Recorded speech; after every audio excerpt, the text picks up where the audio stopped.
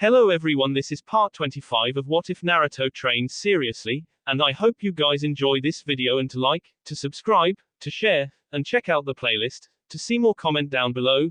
Now let's start the intro. They call me a god. They call me a god. They call me a god. Join my membership, the perks are great. It's in the description. Fire was everywhere. Great conflagrations that devoured the ruined remains of buildings and the corpses that littered the streets. Many buildings had long since collapsed, either from the explosions of the Asura path, or crushed under the foot of the animal path summon.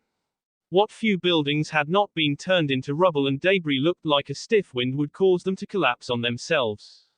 The amount of damage Pain had unleashed upon Kumogakure in such a short amount of time was as astonishing as it was widespread. Only a few areas of the village had been left pristine. The few sectors that had been lucky enough not to have one of the 6 paths make landfall in them. "Everyone hurry!" shouted one of the many Chunin-level shinobi that littered the ranks of Kumogakure's ninja corps. He was waving his hands to go with his actions, directing the numerous civilians that were running frightened through the streets. Working with him were several other shinobi, all of them Chunin as well. "Quickly, this way. We need to get all of you to the shelters." It was easy to see the terrified expressions on the civilians' faces. It was even easier to understand why. While everyone knew of the possibility of the village they lived in being invaded by an outside force due to its status as a hidden village, none of the citizens ever thought it would happen. And why should they? Kumogakure was the most militarized village of the 5 great nations. They may not produce shinobi of such quality that they become legends every generation like Konohagakure did, but they had more ninja than any other village out there. The idea that someone would attack their village was laughable. No one was laughing now.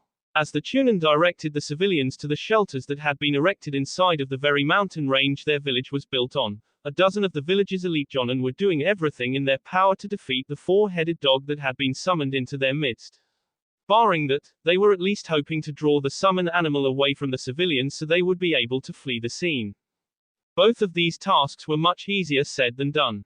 Whatever kind of summon this 4-headed dog was, it was incredibly durable. Kunai were too small to do any real damage. Close-range weapons like swords were out of the question as well. One ninja tried to be brave and close the distance by jumping on its back so he could S it with his katana. He paid the price for his hubris by being eaten alive by one of its 4 heads. Originally, the dog had only had 3 heads, but during one ninja's attack where he had blasted it with a powerful lightning jutsu, the dog had grown an extra head. They weren't sure if that meant lightning jutsu aided it or if this was just some kind of freak accident, but they had become wary of blasting it with any lightning jutsu below A rank. "Please remain calm and follow us." The Chunin continued directing his charges across the damaged village. They could not move very quickly. Even running as fast as they could, civilians were notoriously slow. At least compared to shinobi. "We're getting you all to shelter. Please remain calm and look out." Ultimately, it was the slowness of the civilians that led to their demise. A stray jutsu managed to hit the dog in one of its eyes, perhaps its one weakness. This led to the giant summon stumbling right into a building, one which led directly to the roadway that the civilians and Chunin were using to reach the shelters. The civilians were all K when the debris and rubble of the now destroyed building came crashing down on top of them. Their screams were the last thing the ninja helping direct them heard before they were crushed by several tons of cement. The Chunin was K when he jumped out of the way, just barely missing getting crushed by the large amount of rubble, only to get crushed under the large paw of the dog summon. When the dog's summons lifted its paw off the ground again, it revealed the Chunin's body twisted in an unnatural shape, his head bent at an angle that should not be possible. Samui tried not to lose her cool as she watched the giant 4-headed dog kill a large number of civilians and Chunin like they were nothing. There weren't many things in this world that were worse than seeing your comrades getting S like they were animals. The knowledge that she could do nothing to stop this monster as it continued destroying and K everything in its path only made Samui feel that much more useless. Her feelings were made even worse by the number of corpses that littered the ground. Civilian corpses, not shinobi. These were not hardened warriors prepared to face death at any second, but innocent lives who have never known the true hardships ninja went through every day. Damn it. Karui swore as she saw the same thing Samui and their other teammates saw as they traveled through the streets, trying to avoid the summon's gaze and the debris it threw in all directions as it crashed through one building after another. What the hell is everyone else doing? Why aren't they trying to stop this thing? And just where the F are the Kami be damned Anbu. They're probably being held up by whoever is causing those explosions. Always the thinker, Omoi was the one who came up with the most reasonable explanation. I doubt whoever summoned that dog is alone. It wouldn't surprise me if there was a small group that had managed to infiltrate our village and is causing as much havoc as they can. You also have to account for the fact that it's only been about 15 minutes since this thing's been summoned, Samui added with a frown. Her eyes darted left and right, constantly shifting as she kept wary of her surroundings just in case they ran into the one who summoned that dog. The Anbu will take time to mobilize, especially since one of the first buildings that was destroyed was the Anbu headquarters. After hearing this, Karui summed all of their thoughts nicely. In any case, we need to find the person who summoned this thing. If we can find them, we should be able to make them reverse the summoning. Right, you don't have to tell me twice. The search for the summoner continued. Whoever had summoned that thing was very skilled in stealth. Neither Samui nor her two squad mates could find hide or hair of the person responsible for that creature's appearance. It was like looking for a needle in a haystack, made even worse by the fact that Samui was not even sure of what the needle was supposed to look like. It was a frustrating turn of events to say the least. The trio quickly ran into one of the many alleys that dotted the once pristine village, just barely dodging the giant dog's attention. They were getting closer and closer to the summon now, which was making it more difficult to keep from being spotted. The only reason they had not been seen yet was due to the many shinobi that were still trying to ineffectively take the thing down with lightning jutsu. Speaking of, now that they were closer, Samui could see the lightning jutsu being hurled at the summon. It looked like those jonin were going all out. There wasn't a ninjutsu below A rank being thrown at that thing. Everything from lances and spears made of lightning to dragons and other animals composed of the lightning element were being launched at the summon to absolutely no effect. It was like the thing didn't even feel the pain it should be in. What was going on here? That summon should at least be getting aggravated. Why was it just shrugging off the attacks like they were nothing? Better yet, how was it able to shrug off so many jutsu so easily? Were the attacks just too weak to do anything? Perhaps they needed a jutsu above A rank to truly damage it. As if the shinobi attacking the dog summon had been thinking the same thing, several moved in to distract the creature while a half a dozen jumped onto the roofs, their hands already running the gauntlet of seals for a collaboration jutsu. After they ran through all the hand seals needed, the group called out the name of their technique simultaneously. Samui could not hear what the name of the jutsu was over all the noise near them, but she could see the effects, see the stream of what was obviously lightning chakra coalescing and shooting off of each shinobi before all the jutsu clashed in the center and grew even larger. The jutsu unleashed from the combined efforts of the ninja was massive in size, a giant dragon made of spiraling lightning with glowing red eyes that towered over the four-headed dog. It looked like a giant tornado made out of pure lightning that managed to form cohesion and took the shape of a dragon. Even from the distance she was at, Samui could see the way the chakra spiraled around a central axis like that of a tornado. Samui knew what the technique was. Rairu no Tatsumaki, an A-rank ninjutsu when used by a single jonin-level shinobi. As a collaboration jutsu it was probably above S rank. If nothing else it made for an impressive sight. The four-headed dog's snarl was drowned out by the dragon's roar, an earth-shattering sound that shook the very heavens. The powerful roar seemed to carry to all corners of the village and echo for several long seconds after the massive lightning beast finished. And then the giant collaboration lightning jutsu surged forward. The four-headed dog's summon was given no time to do anything, much less move, as the massive lightning dragon entered with the fury of a thunderstorm combined with a tornado. What happened next was an incredible explosion of epic proportions. Lightning exploded outwards in all directions from where the jutsu struck as a giant sphere of swirling blue energy engulfed the summon in its light. The sight was so bright that Samui and her two teammates had to cover their eyes lest they be blinded. When the light down and it was safe to look again, the trio did so and gasped at the sight before them. Well, Karui gasped. Omoi did too. Samui just stared with a slight widening of her eyes, but you could tell she was just as shocked as her companions. And why wouldn't she be? The place where the dog summons had been was gone. What had once been a bustling city street before the fighting broke out was now nothing more than a large crater. Samui couldn't judge just how large the crater was, but she estimated it to be at least several dozen meters in diameter. Whoa! Karui muttered in shocked awe. That is one big hole. Omoi didn't really have anything to add, so he just nodded. It looks like they destroyed the summon, Samui noted coolly. Of course, being who she was, everything she said was often spoken in a cool and collected tone, even when she was near the point of freaking out. I doubt there's anything that could have survived such a concentrated assault. And she was right. Such an intense and powerful offensive assault was enough to defeat even the four-headed dog summon. It hadn't even been given the chance to split itself before being forced to dispel from the several 100 million volts of electricity traveling through it. That didn't mean they were out of the woods yet. Several dozen meters from Team Samui's location, another large burst of smoke appeared to hover over destroyed and burnt-out buildings. And from that cloud of smoke a giant centipede with a dark black carapace and orange-colored skin underneath that shot out. Like the four-headed dog, this summon also had the Rinnegan, as well as a number of body piercings, including one that went straight through the center of its head. Almost as soon as the giant centipede was summoned, did the thing go on a rampage. Rearing its head back, the monstrous summon crashed itself straight through one of the still-standing buildings it was near. Debris and rubble was soon flung in all directions. Several of the larger chunks against walls that, due to already being weakened under the strain of having the four-headed dog destroy much of the structure already, toppled down as the rest was building collapsed from having nothing left to support it. Samui turned back to look at her two teammates, a cool look in her eyes. Come on. Right. The trio dashed out of the alley and into the street proper. Deciding to forego stealth in favor of getting to whoever had summoned that centipede before they could disappear, Team Samui blasted down the street as quickly as they could go, their legs nothing more than a blur as they ran. It was this lack of discretion that led to them never reaching their intended target. It started when Samui felt a very mild yet powerful burst of K-intent directed at her and her teammates.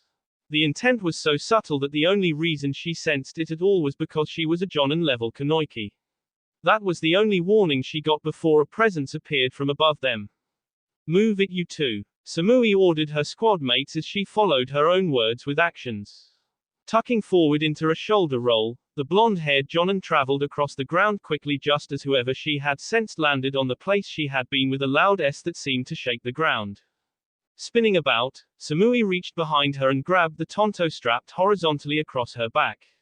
Her two teammates landed on either side of her, Karui on her left and Omoi on the right. Both had their weapons drawn. Unlike Samui, who preferred using a Tonto, a short blade made more for S and thrusts than S, Omoi and Karui utilized long blades. The blades were not quite at the length of a Nodaki, a long sword that was usually just as tall as a person, but they were definitely longer than your average katana. Other than their longer than average length, they were fairly standard-looking blades. Nothing at all special about them. With their weapons out and ready to be brought down on whoever had just attacked them, the trio of shinobi glared at the dust cloud that had been created by whatever made impact with the ground. The thing, for whatever this was, could not be human, before them was incredibly unusual. It looked human enough, except that it had no end to speak of and a large piercing on its chin to go along with the numerous other piercings all over its face. Its eyes were purple, both the iris and sclera, and running around the eyes was a ripple pattern. The thing that Samui noticed the most aside from the eyes was its cloak, black with red clouds. Akatsuki. Samui narrowed her eyes. So these were the people after B-sensei, Yugito and Naruto. They must either be supremely confident in themselves or incredibly arrogant to attack him up front like this. So these are those Akatsuki. Karui looked at the thing incredulously. I knew they had to have some issues, but I hadn't realized these people would be so damn freaky looking. We should handle this guy with caution, Omoi suggested. Given that he's attacked the village, even if it was done out of arrogance, he must be assured that he has enough power to back up his assault. Or maybe he's just some kind of distraction and the real mastermind is already heading over to where B-sensei is. Whatever, Karui scoffed. If this idiot thinks he and his goons can really take on the full might of Kumo, I say let him. We'll crush him and his friends like bugs. Samui frowned as she listened to her teammates. Something told her this battle would not be that easy. Still, she prepared for a fight all the same. This was so not cool. Zox. The shinobi of Kumogakur were having a very difficult time with this new summon creature. It was bad enough that they just barely managed to K the last one, which had cost 6 of them almost all of their chakra to destroy. Now they had to deal with one that seemed even more difficult to K than that 4-headed dog. Nothing they had thrown at it worked so far. The centipede was impervious to lightning release attacks. At least, nothing they've attacked it with did anything more than mildly irritate it. Not even chakra flow, channeling lightning chakra through their swords, did anything more than leave light nicks on the giant monster's carapace. One of them had managed to take out one of the creature's many legs, but he had also lost his life in the process.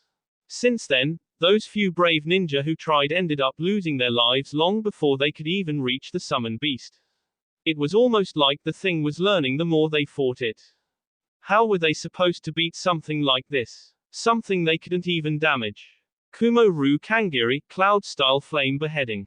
Descending from above, a man with blonde hair and holding a sword that was imbued with fire nature chakra above his head at the centipede summon's left eye. While the carapace that he hit did not even crack or glow red from the heat, the eye was soft and the blade that had been lit aflame easily through it. There was a loud sizzling sound as the eye burst open like an overripe fruit. The intense heat caused the light receptive organ to not only explode, but evaporate all of the liquid located inside of the eye itself. The centipede summoned let out a loud shriek of pain as it reared its head back. Archoi jumped off just as the giant centipede began shaking its head back and forth, bashing it against the buildings around it and destroying them with impunity. Now that was a hot attack. The man shouted. Now that he wasn't a falling blur, he was more easily discernible than before. The man who shouted in exuberance had shoulder-length blonde hair that was being worn in an asymmetrical bowl C. His eyes were green and he was wearing a sleeveless version of the typical attire a Jonin of Kumogakur wore. The only real difference aside from the sleeveless shirt was that he was also wearing shin guards, bandages around his forearms and the kanji for Netsu, heaped tattooed onto his left shoulder. How do you like that? The man continued. It was clear he was reveling in his sense of having managed to damage the giant summon while everyone else was struggling. Equally clear was that he had no real trouble gloating over his supposed victory. Was it too hot for you to handle? Archoi senpai. That's right. Archoi grinned largely as the other shinobi stared at him in awe, or surprise. Some of them may have also been not that he noticed this, busy as he was showboating for everyone.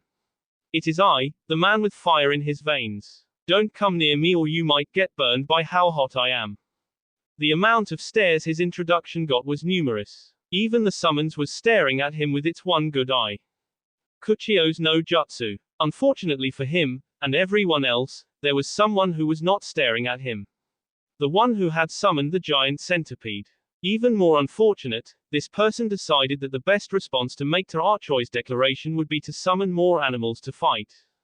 Kuchio's no jutsu. 2 more large bursts of smoke exploded into existence. Like the after effects of a nuclear explosion, the white smoke formed 2 large mushrooms' heads that expanded far into the sky before being blown away by a strong breeze.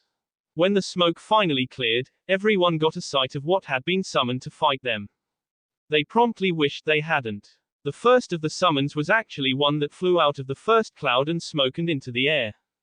It was a giant drill-beaked bird. It was an incredibly unusual-looking animal as it not only displayed a prominent and jagged beak that looked similar to a drill, but it also had 3 distinct legs, 2 located horizontally on either side of its body and 1 below, as well as 3 wings. Like all the summons of the animal path, the bird had Rinnegan eyes. The bird summons screeched a loud, horrible-sounding shriek that echoed across the village and forced Archoi and the other shinobi near it to hold their ears in pain. Gritting his teeth, Archoi could barely restrain a grimace at the loud noise. His hands were beginning to feel wet, a sure sign that the ear-splitting screech had actually managed to damage his eardrums enough to cause internal B. That was not good. Looking up, he was just in time to see the large bird summons dive bombing them. The giant avian swooped in like some kind of demented bird of prey, leveling out only after it was hovering just a few feet over the village. It was close enough that the discharge of air from its flight destroyed several buildings. Then it began to lay eggs. Archoi found himself blinking along with all the other shinobi as hundreds of eggs fell out of the bird summon's backside. The eggs, strange yellow eggs with white spots, attached themselves to every surface available. Not just the ground but the walls of buildings as well. Several landed near Archoi. What was this? Some kind of strange ninjutsu. Perhaps the eggs contained a poison that would be released when they broke. Or maybe they would birth more birds. That's what usually happened when eggs hatched, right? It only took Archoi a second after the eggs around him began glowing to realize that whatever they did, he did not want to stick around to find out. Archoi jumped into the air in order to avoid the eggs, which had covered every viable surface on the ground. Just in time too. Several seconds after he became airborne, the eggs all exploded. Many of Archoi's comrades did not get away in time and were caught in the blast. Those who did manage to get far enough away from the explosions were forced to watch as their friends were annihilated in a hailstorm of fire, their bi disappearing as they were reduced to naught but ash. Landing on the ground after the explosions ceased, Archoi and the other ninja of Kumogakur wondered how they were going to deal with this monstrosity. Already the giant avian was coming for another pass, this time with what looked like some kind of dust storm with lightning billowing inside of it trailing behind. It wouldn't matter. Many of these ninja would not get another chance to attack the bird's summon anyways, for at that moment the second summon made itself known. Stampeding out of the second cloud of smoke as it busted down anything and everything in its path was a large rhinoceros. If the bird's summons was large, then the rhino was gigantic on a scale that could compete with the Bayou. It easily towered over everything around it. Not only was it tall, but it also possessed a lot of mass. From the sharp-looking horn on its head to the long tail that swayed behind it like some kind of pendulum, the giant summons had to be at least 6, maybe 10 times the length of the average building in Kumo. With its mottled, leathery gray skin and what looked almost like dark gray armor, the rhino was easily visible amongst the cement bricks that exploded in all directions in its wake. Its large hoofed feet pounded on the ground, creating large craters each time it moved. The earth seemed to tremble under its weight. The earth was shaking so violently that Archoi, along with his comrades, were forced to send chakra to the bottom of their feet to keep from falling over. Not that this did any real good. The rhino had started charging, and the moment the group of ninja landed on the ground, it plowed through several buildings, its way across the village in its effort to run them over. As things stood, Archoi was just barely able to get out of the way by making quick use of the kawarimi to substitute himself with a rock. Many of his comrades did the same thing, substituting themselves with the debris around them to avoid getting trampled by the monstrous-looking rhino. A few of the Chunin were not so lucky. One of them had been going through the hand signs for the kawarimi, but the shaking earth from the rhino's charge had knocked his hands out of place, forcing him to remake the hand seals. He had not been fast enough, and he had paid the price when the rhino's large horn gutted him. The Chunin quickly be out as the horn went straight through his stomach and came out of his back, its length stained red with bi that glinted in the sunlight. With a violent shake of its head, the rhino threw the corpse off its horn. The body flew through the air and landed on the rubble from one of the many destroyed buildings. Damn it, this is getting even hotter than I expected. Archoi was not very pleased with this turn of events. They had managed to get rid of the dog and the centipede, but now they were facing 2 summons and he had no idea how to deal with these ones. That rhino looked very durable. Would jutsu even work on it? And what about that bird? It looked like it attacked mostly from a distance if one were to judge by the jutsu it used. Most lightning-styled ninjutsu were short to mid-range attacks due to the fact that the lightning had to travel through air, or wind, and would dissipate after a certain amount of time unless someone kept it going with a constant stream of chakra. Most people did not have the reserves to keep a lightning jutsu from dissipating.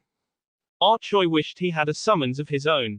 Only something as large as a boss summon could deal with something like this without exhausting itself. It was unfortunate, but while Konohagakure was known for having powerful summons such as toads, slugs and monkeys, Kumo was not known for possessing any summoning contracts. That pretty much meant they were out of luck. Life was so unfair sometimes. Zox. It was like one of those old Western standoffs. It was a clear day, mostly, if one ignored the cloud of dust and dirt that blocked out the sun at times. The roads were deserted, sort of. There were no people around besides them, at least, just the bi of those who had S. And the hero and the villain were standing just several meters away from each other in a stare-down of epic proportions. All the signs of an epic standoff were present. I'm simply saying we should approach this guy with caution. He's a member of Akatsuki. There's no telling what kind of tricks he has up his sleeve. For all you know, he could be hiding a mechanical body under that cloak. Or maybe he can launch explosives from his hand or something. What would we even be able to do if he had a mechanical body? That's why we need to attack. So long as we don't give the bastard the opportunity to do anything, he can't attack us. Now quit talking, idiot. We're in the middle of battle. If one discounted the fact that the hero had two bickering sidekicks by her side. You two, stop fighting. Samui sighed. Really, she wished these two would just give it a rest at least once. It's not cool. As if her words were magic, the two instantly shut up and got back into their combat stances as if they had never been fighting in the first place. Their attention snapped back into focus and was redirected towards the Akatsuki member who, for some unfathomable reason, had decided to let the two's antics play out. It was easy to see from their stances that Omoi's and Karu's styles were opposites yet complementary in every way. Omoi preferred to take a wide stance with his feet spread apart and knees bent at an angle. He kept his blade sheathed, with his left hand gripping the hilt to ready it for a quick draw. On the opposite end of the spectrum was Karu's narrow stance, her feet coming together and legs straight. Her katana was unsheathed, both hands were on the hilt, which was being held in front of her in a very basic kenjutsu stance that was reminiscent of the samurai from Tetsu no Kuni, the Land of Iron.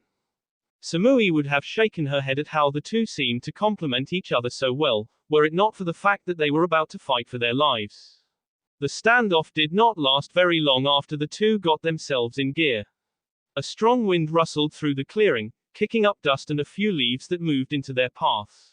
That was the unspoken signal as both Karui and Omoi charged from either side of Samui and made their way towards the strange-looking man.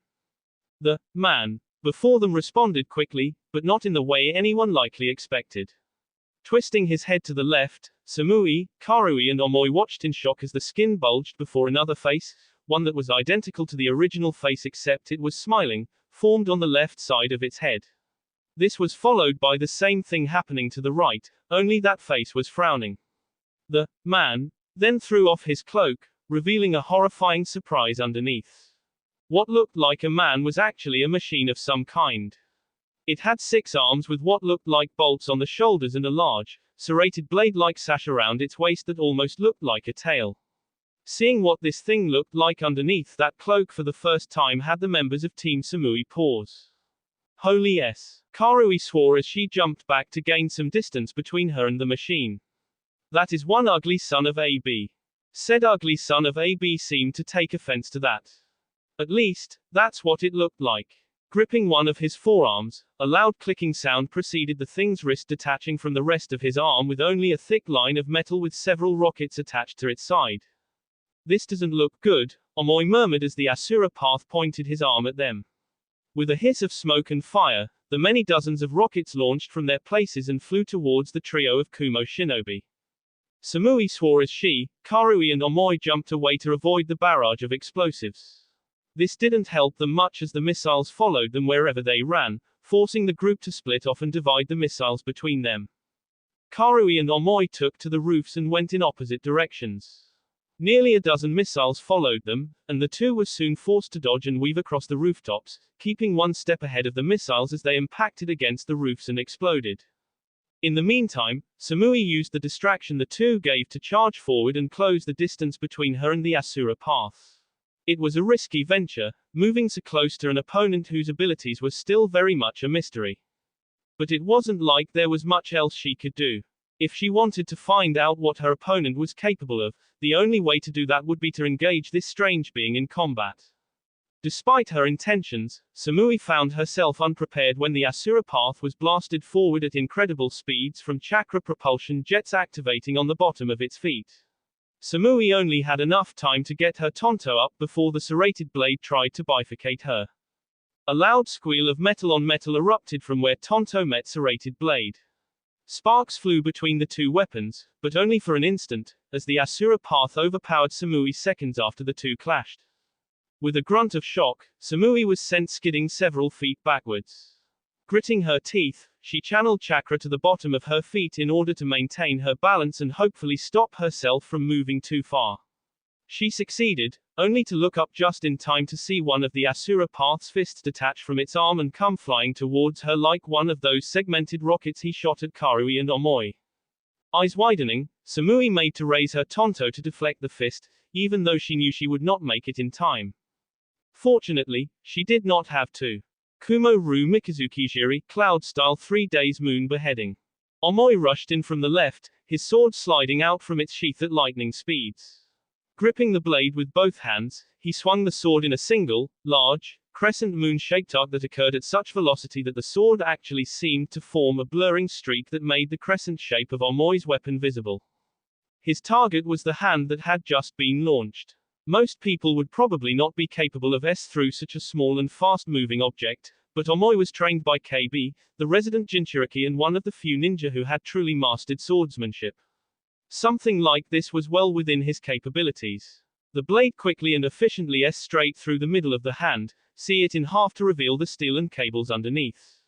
With its circuitry destroyed, the propulsion jets that kept the hand moving forward at such incredible speed sputtered and The two halves then separated, one falling down to the ground immediately, the other continuing on as momentum carried it and blowing a small hole through the wall that was miraculously still standing even though the rest of the building was not. The wall collapsed several seconds afterwards, as if the hole had been the final straw that broke the camel's back. Just seconds after Omoi managed to the flying hand in half, Karui descended upon the Asura path with the vengeance of a fallen angel, her sword pointed straight down as she was set to impale the mechanized villain. Take this, you bastard! Unfortunately for Karui, the Asura path was already reacting to her presence. 4 small triangle-shaped segments split and peeled back from his head, revealing the metal underneath the false skin along with a large hole. Blue light began gathering around the hole. It was only after a few seconds of watching the light gather there that Samui realized what was happening.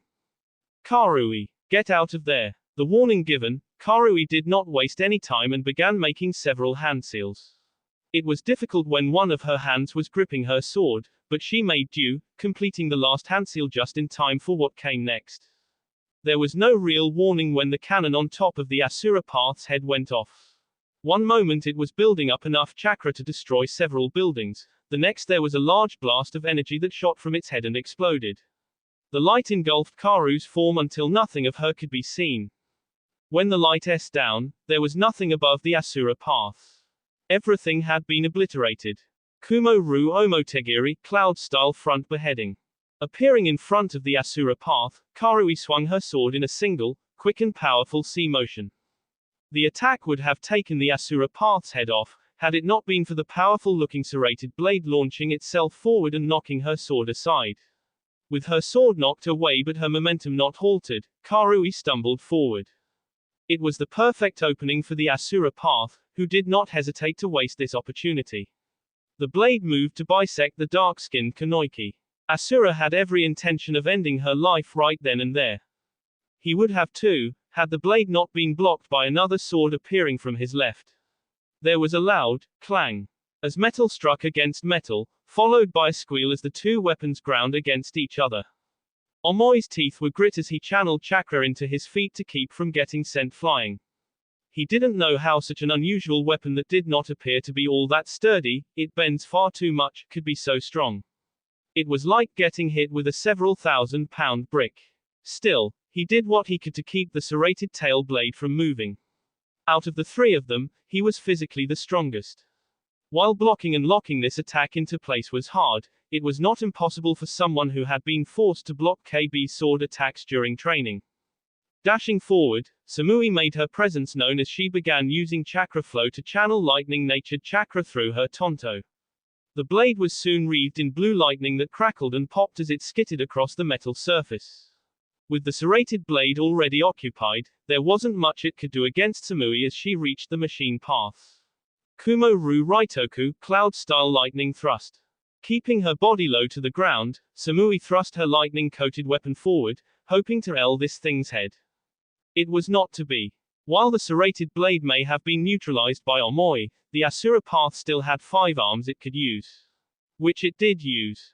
One of the 3 hands on its right side came up and grabbed onto the blade, heedless of the electricity that was not coursing through its body. While that hand moved the blade off to the side, Forcing Samui to stumble forward, another hand came up to stare into Samui's face. Kawaii no Haya, flaming arrow of amazing ability. Samui had just enough time to realize her mistake before the fist was detached from the arm and launched at her. The fist struck her with such force that it felt like all the bones in her head had caved into her face. She had never felt anything as excruciating as this before. And then she was sent flying backwards with enough force that her body became nothing more than a blur before it crashed straight through a building. Samui. Her two teammates yelled out in unison. Not that they could do much more than yell, for once Samui had been taken care of, the Asura path turned its attention on them. Almost too quick for them to follow, the Asura path had 2 of its 5 remaining arms pointed at them. They only had enough time to register this before the fists were detached and sent flying. Omoi was hit in the sea, his entire ribcage collapsing in on itself while the hand going after Karui went straight through her stomach, leaving a B trail in its wake as it exited her back. The last thing either of them saw before their world went black was the Asura path's head splitting open again to reveal the chakra cannon gathering energy to finish him off. Zox. Archoi was beginning to wonder if this situation wasn't getting too hot for them to handle. They had a giant bird creating lightning storms and dropping egg bombs on them, a giant rhino that was rampaging through the streets and destroying everything that the centipede and dog didn't. And that was on top of the new summons that had come out of the woodworks, a giant ox. That's right, a giant bison with thick brown fur, multiple piercings located throughout its body, the largest damn horns he had ever seen, and the same odd ripple-patterned eyes as every other summon they had been dealing with so far. It had appeared about 5 minutes after the Anbu had shown up to try and subdue the other summons and subsequently wiped out most of the Anbu by squashing them flat when it had been summoned. Now there were only 3 Anbu left of the 4 squads that had arrived. Things really weren't looking too hot for them right now. The bird is coming back. As the cry went up, Archoi looked up into the sky and swore. The bird was coming back, and not only was it laying eggs, but that lightning storm was behind it as well. He hadn't even known that thing could create 2 different attacks at once. Everybody scatter. That sounded like a fine idea to Archoi. He had no desire to stay in the line of fire from that thing. He had already seen numerous examples of how that bird could be first-hand. A good number of Chunin and a few of the Anbu that had managed to avoid getting by the ox had their remains splattered across the ground from those egg bombs. Hopping down from one of the few roofs that miraculously still stood, the young Jonin made his way out of the area of imminent destruction via giant bird summons. After making it quickly to the ground, he began to hightail it out of the general area with chakra-enhanced speed. It was while he was running that he ended up hitting a new problem. Though it may be more accurate to say the new problem hit him. He had been running down one of the main roads when it happened. The building to his immediate left exploded in a blast of fragments and cement shards. Archoi was not only knocked off his feet, but several large shards managed to embed themselves in his arms, legs and torso. Thankfully, he had managed to cover his face with his arms, otherwise his head would have been impaled instead. Not that this meant much when he landed on the ground several dozen from where he had been originally standing. Archoi was in pain as he tried to regain his bearings, an impossible task to be sure. His entire body felt like it was on fire. He was tired, he hurt, and there were at least a dozen shards of cement ranging from the size of a pebble to the size of daggers sticking into various areas of his body. If he didn't get medical attention soon, he would probably be out. A loud snort caught Archoi's attention. Managing to just barely lift his head and show off slightly glazed eyes, the Jonin of Kumogakur caught a glimpse of the thing that had been responsible for almost killing him. It was the rhino, and it was glaring straight at him. Oh, ugh, I feel almost like Samui for saying this, but not cool. As the rhino glared down at him, its mouth opened up to reveal a person standing inside of it. Archoi's vision was blurry, so he could not make out who they were or even what they looked like. All he could see was black on red. Now why did that sound so familiar? You are the one who took out my centipede. Archoi blinked. The voice was distinctly male. He supposed that was good to know, though just why it was good to know he was about to be killed by a man eluded him. Come to think of it, there were a lot of things eluding him at the moment. Like why he was no longer feeling any pain when just moments ago it felt like his skin had been getting off his muscles and bones. A part of him knew this was not a good thing. Another part was just relieved he didn't hurt anymore. You shall know pain. Well, that didn't sound good. It sounded even worse than the stamping the rhino was making as it dug its hoofed foot into the ground in preparation to charge at him. Archoi tried to move his body as the rhino charged him, but no matter what he did, his body just would not respond to his commands. In fact, he couldn't even feel his body any longer. All he felt was warmth. Man, he was feeling hot. Dabaru Kuropanzer, double Black Panther. The last thing Archoi saw was black lightning taking on a blurry form as it charged straight for the rhino. Zox. As the shadow clone that had helped him dispelled, Darui watched as the double Black Panthers blitzed the giant rhino. The two animals made of black lightning, the signature technique that had been taught to him by none other than the third Raikage himself, crashed into the rhino with a fury that could not be contained. Thousands of black tendrils of lightning chakra skittered across its surface in a never-ending and impossible-to-discern pattern that did not follow logic or explanation. It was interesting to see the effects that black lightning had on living creatures. Most lightning techniques were L in nature, and while black lightning had the ability to L most armors and materials, that was not why it was Sir S. Darui looked on in grim satisfaction as the rhino roared in agony, its body stumbling and spasming as the black lightning boiled the creature's insides. Eventually, the giant rhino came down with a loud crash, upheaving earth and sending chunks of debris flying. The giant beast twitched once, twice, then disappeared in a large puff of smoke as it was sent back to wherever it came from. With a sigh, Darui took a look behind him. Archoi was still laid out amongst the rubble, his body twisted at an unnatural angle. His right arm was bent in a way that should not be humanly possible, unless the joint keeping said arm from moving in that direction had been broken like Archoi's probably was. One of his legs had been crushed underneath what had to be at least several £100 worth of debris. It would take someone of the Raikage's caliber to lift that. Perhaps the most telling sign that Archoi was no longer amongst the living, aside from the lack of a rising and falling sea to signify breathing, was the glassy, glazed over and dull eyes and the large pole that impaled the man's sea. Barely withholding a grimace, Darui tried to think of what he should do now. He needed to take care of the other two summons before they could cause any more damage, then find the summoner and take him out as well. After that he would need to find Raikage Sama again and help him deal with the leader of this group. And that was not even going into what else he was going to have to do after all this was over. It looked like he had a tall order ahead of him. Kuchio's no Jutsu. Darui looked over to his left to see another large cloud of smoke arise from where the rhino had dispelled, his body tensing. He had not realized that the summoner was anywhere near him. Then again, it would be hard for someone who was not a censor to find the person in charge of summoning all these creatures when he or she could be anywhere. The cloud was soon blown away. Darui was given a clear sight of what had been summoned. It was a giant chameleon with leathery, dark green skin. It had one large, protuberant Rinnegan eye that looked like it was barely being held in by the eye socket, and a strange bandaged cylinder for its other eye. Even more unusual than that and the many piercings on its body were the two wings sticking out of its back and the snake-like tail, which actually had a snake head with two Rinnegan eyes. Where is this guy getting all these summons from? Darui could not help but wonder about that. Seriously, giant three-headed dogs that can become four-headed dogs. Centipedes, rhinos, ox, and now a chameleon. How many summoning contracts did this guy have? This is so drab. Darui did not bother to turn as a figure dropped down next to him. The young man stood up to his full height, revealing short blonde hair and dark eyes. He was wearing a sleeveless black shirt with a one-strap over one shoulder flak jacket that was the standard issue for all ninja of Chunin and above level in Kumo. Other noted articles of clothing was the Kumo Gakure headband on his head, his elbow-length arm guards, and red and white Kumo shinguards that went over his shinobi sandals. There you are, Darui, the man said. I've been looking everywhere for you. Apologies, see, Darui did not look very sorry. I was actually looking for you as well, but then I ran into this guy and, well. I see, said, his attention never really straying from the sight in front of him as he spoke with his partner.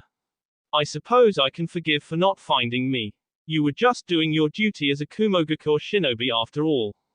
Thanks, I guess. Darui began running through several handseals as he prepared to use another jutsu. In response, the large chameleon and the summoner on top disappeared. We'd better finish this fight up and find Raikage Sama. Who knows what kind of drab enemies he's fighting? Right, Zox. E's rakiage robe swished behind him as he ran through the ruined streets of Kumogakure, his teeth grit and his brows furrowed in a mask of barely contained anger. And why shouldn't he be angry? Everywhere he looked he saw nothing but death and destruction. Buildings reduced to rubble, belaying where they were the ground and few remaining walls soaked with the blood of his people. But that wasn't even the worst thing. No, the worst thing about all this destruction and chaos was that most of the people who had were civilians, men, women and children who did not even know how to fight. Whoever had attacked his village had done so with little regard to innocence and non-combatants. It pissed him off to no end. He loved his village. He may not always show it, but the village meant more to him than anything else, even his own life. There was nothing he would not do for his village, whether it was something dirty and underhanded like trying to kill the Hyuga heiress during peace negotiations or allying himself completely with Konoha. If it meant keeping his village safe from harm, he would do it without a second thought. That was actually why he had allied himself with Konoha in the first place. When he had heard from his spies that had been keeping an eye on the ongoing war in Kiri and learned that the yellow flash had made a return in the man's son, he knew that he would have to do something to keep the man from becoming a threat to his village. At first, he had thought about him, but later on realized how poorly that would work out. Naruto had mastered his father's jutsu, one that allowed the boy to surpass even himself in speed. He had shown that mastery by decimating a group of nearly 5,000 enemy shinobi. To top it off, the boy had been traveling with Jiraiya. He had a lot of faith in his ninja, but even he knew that taking on 2 cage-level shinobi was for anyone other than 2 other cage-level shinobi.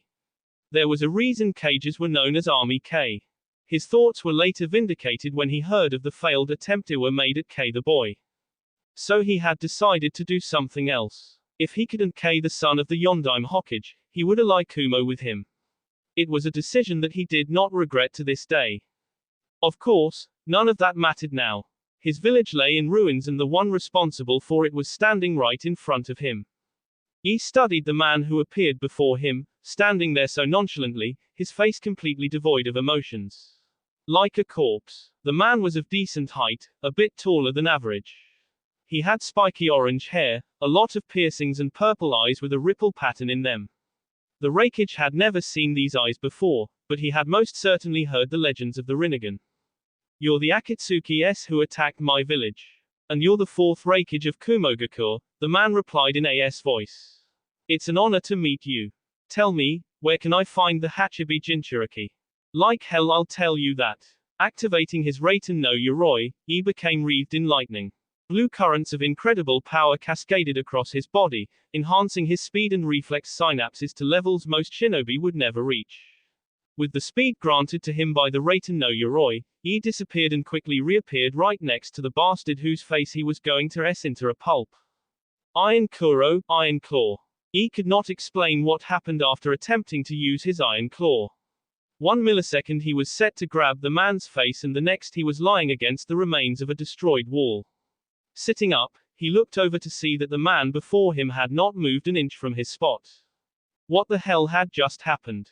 Deciding he would need to be more cautious, he stood up and eyed the man warily. It looks like I'll be needing to take you seriously.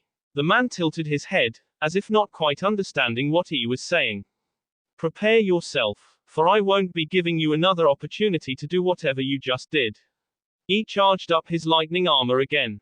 He had a feeling he was going to need to go all out from the very beginning if he wanted to have any hope of victory here. Then again, what else should he have expected from a man who bore the Rinnegan? That will be all for this video. Be sure to like, subscribe, share, and comment down below for more videos. Goodbye.